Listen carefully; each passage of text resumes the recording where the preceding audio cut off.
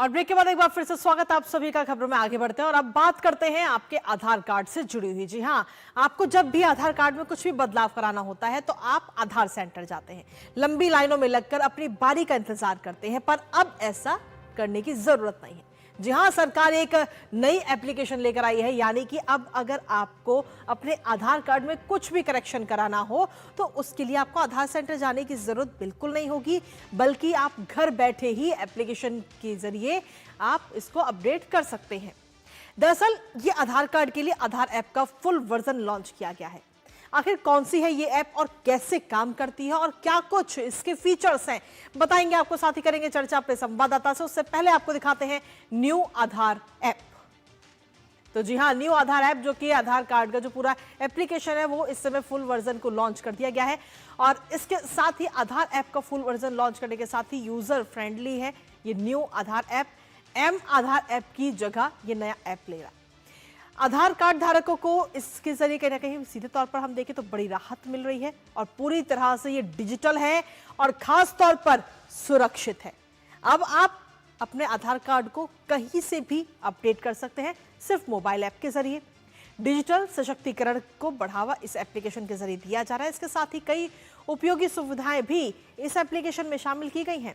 Smart interface और कई सुविधाओं से ये एप्लीकेशन लैस है। आखिर इसमें क्या कुछ खास फीचर्स हैं, एक नजर फटाफट से उस पर भी डाल लेते हैं। क्योंकि इसके फीचर्स की अगर हम बात करें तो सीधे तौर पर इसमें digital Aadhaar card, multi profile support है, इसके अंदर फेस ऑथेंटिकेशन सपोर्ट है और साथ ही biometric lock unlock, selective data sharing इसमें उपलब्ध है, QR कोड वेरिफिकेशन की सुविधा इस एप्लीकेशन के अंदर है, ऑफलाइन एक्सेस और वेरिफिकेशन, और साथ ही अब आप घर बैठे ही इसको अप्लाई कर सकते हैं।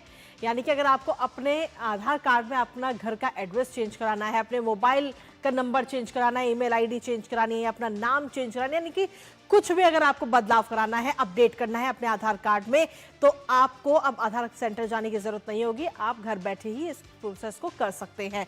2 स्टेप में ये पूरा वेरिफिकेशन होगा। पहला कि पुराने रजिस्टर्ड मोबाइल नंबर पर ही OTP आएगा, यानी कि जब भी आप इसको शुरू करेंगे, आप जब भी इसका इस्तेमाल कर रहे होंगे तो जो OTP है वो आपके आधार कार्ड के साथ में जो भी आपका नंबर लिंक है उस पर OTP जाएगा। और दूसरा ये है कि यूजर को ऐप से फेस वेरिफिकेशन करना पूरा होगा, यानी कि फेस वेरिफिकेशन की भी सुविधा इसमें दी गई है। उसके बाद में नया नंबर जो है उसको आधार कार्ड से आप लिंक कर सकते हैं। हालांकि पुराने नंबर का जो है वो भी एक्सेस होना जरूरी है और तभी ऐप के जरिए अपडेट नंबर ले सकेगा और बिना एक्सेस के अपडेट जो है नंबर नहीं हो पाएगा। तो आप किस तरीके से अपडेट कर सकते हैं वो हमने आपको बताया और इस पर ताजा अपडेट ले लेते हैं। हमारे साथ में हमारे सहयोगी मुकुल शर्मा इस वक्त जुड़ रहे हैं, सीधा उनका रुख करेंगे।